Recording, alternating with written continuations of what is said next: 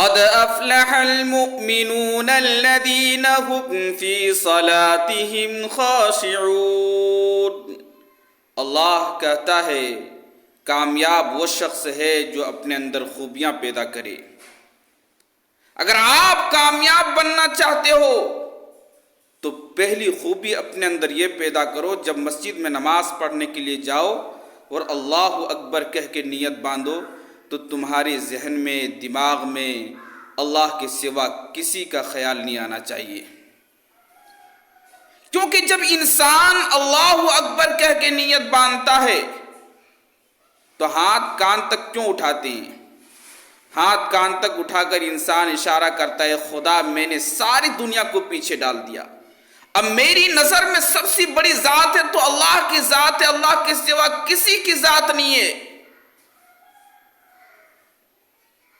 اللہ کہتا ہے جب تو نے نیت باندھ لی اور نماز شروع کر دی، اب ذہن میں دکان کا خیال نہیں آنا چاہیے، ذہن میں کاروبار کا خیال نہیں آنا چاہیے، ذہن میں بزنس کا خیال نہیں آنا چاہیے، ذہن میں دکانوں اور مکانوں کا خیال نہیں آنا چاہیے، بیوی بچے کا خیال نہیں آنا چاہیے۔ پوری نماز میں خیال ہو تو صرف اللہ کی ہو، اللہ کے سوا کسی کی طرف نہ ہو، یہ اللہ کہتا ہے۔ ہماری نمازوں کا حال کیا ہے؟ ہماری نمازوں کا حال یہ ہے، ہم نے مغرب پڑھی، عشاء پڑھی، فجر پڑھی، دائیں بائیں بیٹھے ہوئے ساتھیوں کو پوچھ لیں کہ امام صاحب پہلی رکعت میں کون سی سورت پڑھی، دوسری رکعت میں کون سی سورت پڑھی، تو انسان 95% نہیں بتا سکتا ہے،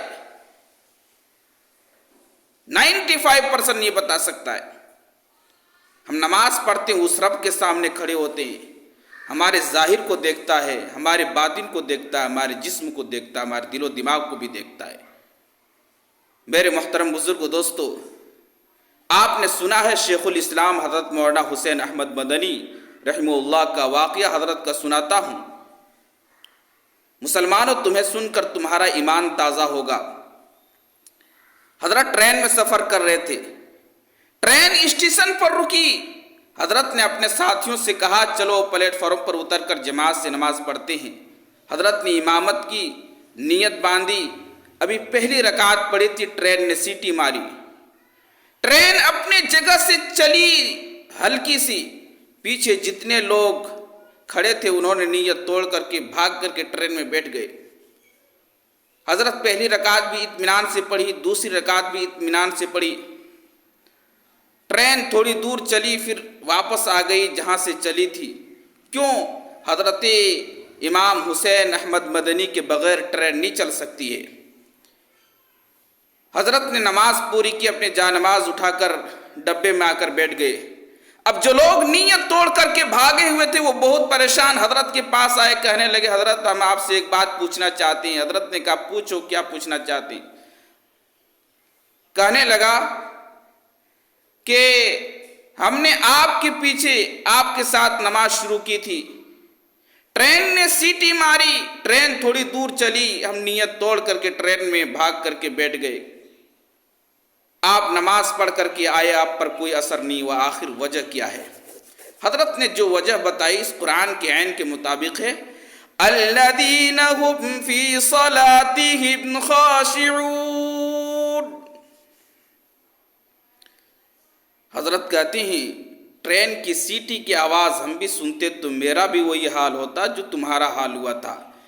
جب ہم نے اللہ اکبر کہہ کے نیت باندھی، اب ہمارے ذہن میں، دماغ میں اللہ کے سوا کسی کا خیال نہیں۔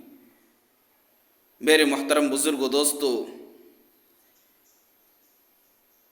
قد افلح المؤمنون الذین هم فی صلاتهم خاشعون۔ دوستو آؤ ہم بھی طے کریں گے، ہم نماز پڑھیں گے تو پوری دھیان صرف اللہ کی طرف ہو، اپنے دل کو، دماغ کو، من کو، تن کو پوری دھیان ہو تو صرف اللہ کی طرف ہو۔ کیوں؟ اس پر عمل کرو گے، جو اس پر عمل کرو گے قرآن کہتا ہے وہ دنیا میں بھی کامیاب ہے اور آخرت میں بھی کامیاب ہے۔